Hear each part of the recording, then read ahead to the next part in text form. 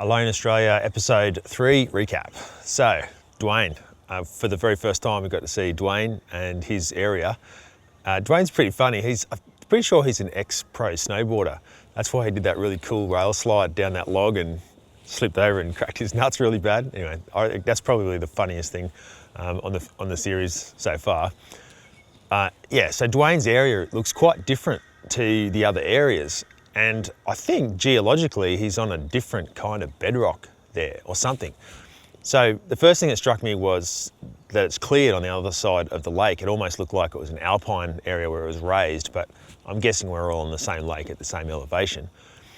So if you look at his beach, it's rock. It looks like rounded igneous rock, whereas the other places, including mine, were muddy bank, different kind of geology completely. So that's gonna make different things appear in his area because the soil, the rock type, when it breaks down, affects the soil type.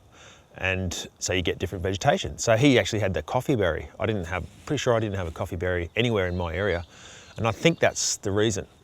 And Aboriginal people were also heavily into soil analysis, and they would use the soil type to define what kind of trees should be on it, and then they would adjust their traditional burning regime based on basically what the rocks were, and then the soil type.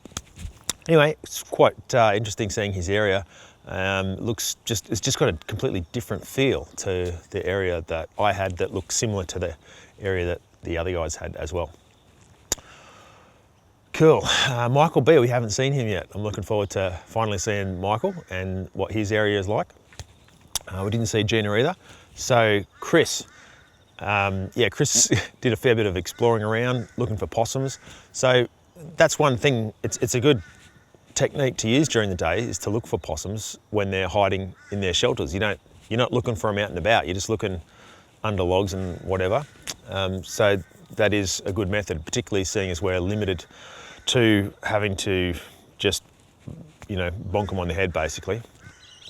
So Chris's PTSD journey and all that kind of stuff is really, it's important to watch. I'm learning about it as well, and I'm so glad he is so honest and open about it, because he is that kind of guy, and it's most of the time, most people just keep that in completely internally, and he's saying there's all that shame about, feeling like, oh, well, my issue is not, what I've been through isn't bad enough compared to what you've been through, so I guess mine isn't worth anything, and that, I think that's a common feeling for people. So it's good to have Chris talking about that and getting it out there. I've had two people I knew in the army quite well. They were on Facebook up until recently, and then all of a sudden they're not on Facebook anymore, and there's a post up about their memorial service. So, this stuff's, it's pretty real, right? And so it's good that Chris is talking about it. He caught a fish. That's a brown trout. They're introduced species, but they still taste great. And it's great that he got one. It wasn't huge, but hey, that's a hell of a lot better than nothing. He's making a gill net using the inner cords of paracord, and good to see him making something cool. And who else got something? Kate, so we saw Kate for the first time, and she got an eel. How cool is that? Eels are full of fat. They've got really fatty meat, and they have like a fat layer, like almost like a gristle layer of fat around them as well. So they're like the perfect survival food. And in fact, they were used as a currency in England back in like the thousands, like medieval times. They were used as a currency. Aboriginal people used to get them too. The fish traps in Victoria going back to 7,000 years. So they're like the best survival food ever, eels. So they do definitely have a different feel about them, and I could see why Kate was like, oh yeah, this is, if you don't like fish, it's going to be even harder eating an eel. But that was so funny watching her eat that eel. So Pete, we lost Pete. He's a really nice guy, Pete, and bad luck can happen, like getting your knee, slipping over, hurting your knee, and he looked like he was in a fair bit of pain there. It really can happen to anyone, and it's just so unlucky for that to happen to him. I mean, what else can you say? I mean, I had my close call with bad luck or bad management with my axe. So just on that, so I've done a lot of work with axes fairly recently too. Like I spent 14 months building a dugout canoe in my backyard, and I was using an axe almost every day for over a year. And I had these particular gloves from Bunnings. They were like $10 leather gloves, and didn't think anything of it. The axe never came out of my hand. But before going on alone, I went and bought the most expensive pair of leather gloves from Bunnings, and they seemed to have this waxy finish on them that was quite slippery. And so I put them on for the first time when I was out there. And normally I don't like taking completely brand new gear out into places because weird things can happen.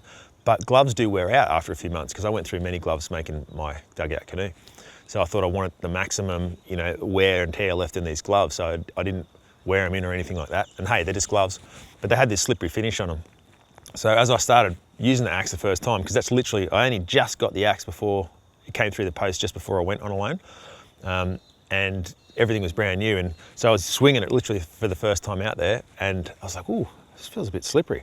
Oh well, I'll just be careful. Anyway, came out, and yeah, it wasn't coming at me at a huge amount of force, but it could have been enough that, particularly if it hit on like the end of my kneecap or something like that, it could have taken me out of the game. So yeah, bad things happen, even if you're being careful. I don't think it's a good idea to have razor sharp axes and knives, but particularly your axe. Like, you can make it like totally, you hear people talking about, oh, my grandfather said, you got to have your axe razor sharp. Well, anyway, I just disagree with that, because when you do have an incident like that, the level of damage to your skin is so much higher when you've got a razor sharp axe. So I aim to have a sharp axe, but not razor sharp. Same with my knives as well. So it's a real shame to see Pete go, and he really is a really solid, down-to-earth guy, and he takes his job outside really seriously. He works with national parks to get rid of feral animals, and I've had some conversations around the fire with him, and he's very, very professional and particular about how he does that. He's not a gung-ho kind of guy. He takes that stuff really seriously. So sorry to see you go, Pete. Really sorry. So my stuff was pretty self-explanatory about what I was doing, making the kayak.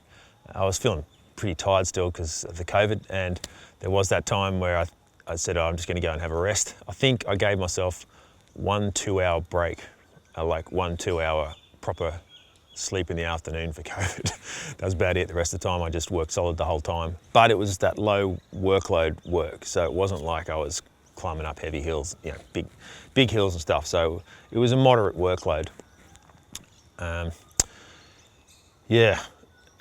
shelter pretty much stayed where it was, and I just worked on all my things, like putting out the rods with a little, they're kind of like indicators. So if the fish does strike it, I can see it bending down, and put out quite a few of those. So the idea of the kayak is that I can get beyond the snags. These are all the dead trees in the water, and get out beyond it, and then get into clear water where I'm not going to get snagged on stuff. So that's the quicker I can get the kayak together, and doing that, the quicker I can hopefully catch fish and be at less risk of losing hooks. Thanks for watching, and stay tuned for number 4.